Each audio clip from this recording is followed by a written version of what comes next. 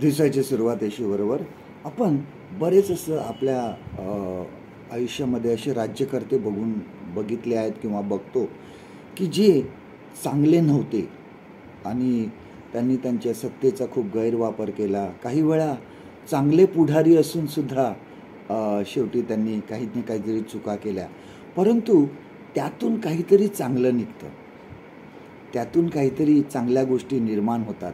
आपण म्हणतो ना की वाईटातून काहीतरी चांगलं निघतंच आणि एखादी वाईट गोष्ट घडते, पण ती घडते कारण त्यामधून काहीतरी चांगलं निघणार असतं. आपण जेव्हा एस्थेर राणीचं पुस्तक वाचतो बघा, की त्यावेळेस सुरुवातीला असं सांगितले की हा जो राजा होता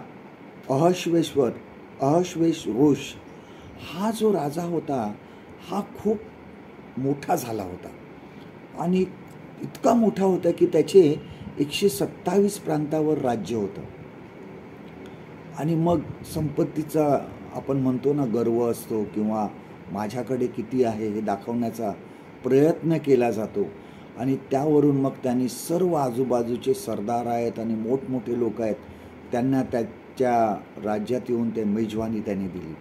आणि असं सांगतात ही मेजवानी 7 दिवस चालू होती, परंतु त्याचं वैभव त्यांनी इतरांना दाखवताना त्याला 120 दिवस लागले. 120 दिवस तो आपलं वैभव, सर्व काही जे काही दौलत आहे त्याची सर्व दाखवत होता. म्हणजे इतका मोठा तो राजा होता. आणि मेजवानी असले म्हणजे द्राक्षरस आलाच आणि याच्याच सर्वजण द्राक्षरस पीत होते, सर्वांना ते मुबलक होतं. आणि नंतर शेवटच्या दिवशीसुद्धा हा राजा जो होता हा सुद्धा द्राक्षरसाने मस्त झाला. आणि मग त्याची वस्ती राणी म्हणून एक होती, पट्टा राणी होती, मुख्य राणी होती आणि ती खूप सुंदर होती. आणि त्याने तिला बोलावणं पाठवलं आणि त्याला असं वाटलं की माझी राणी किती सुंदर आहे हे सर्वांनी बघावं, परंतु वस्ती राणीने यायला नकार दिला. आणि त्यावेळेस राजाला खूप राग आला आणि त्याने सांगितलं तिला ह्या पट्ट राणीच्या पदावरून आपण काढून टाका, ही राणी मला नको, हिच्याऐवजी दुसरी राणी शोधा. आणि मग एस्थेर राणीचा शोध लागला.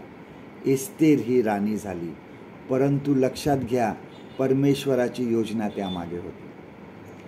परमेश्वर ह्या वाईटातून सुद्धा काय चांगलं निघालं तर एस्थेर राणी जी होती ती त्याची राणी झाली. आणि ह्यासाठी ही परमेश्वराची योजना होती की काही काळानंतर यहुदी लोकांना मारून टाकण्याचं फरमान निघणार होतं आणि हे सर्व एस्थेर राणीने थांबवलं. आणि एस्थेर राणी ही राणी करण्याची परमेश्वराची योजना होती. या सर्व गोष्टीतून परमेश्वराची योजना बघा आपल्याला समजते.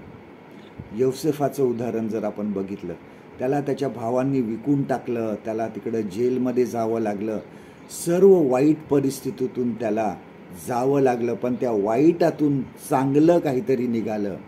परमेश्वराची ती योजना होती ह्यातून चांगलं निघावं की दुष्काळ कार्यामध्ये योसेफ त्या ठिकाणी प्रधान झाला देशाचा.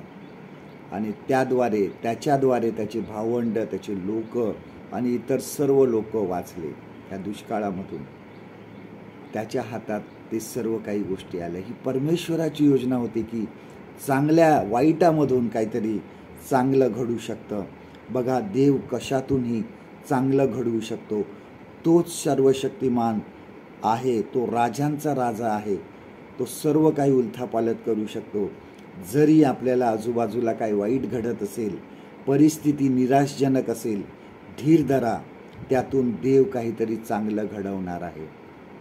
आजचं देवाचं वचन आपल्यासाठी हे आहे, उत्पत्ती याचा 50वा अध्याय आणि 20वा वचन, जेनेसिस चॅप्टर 50 and verse 20.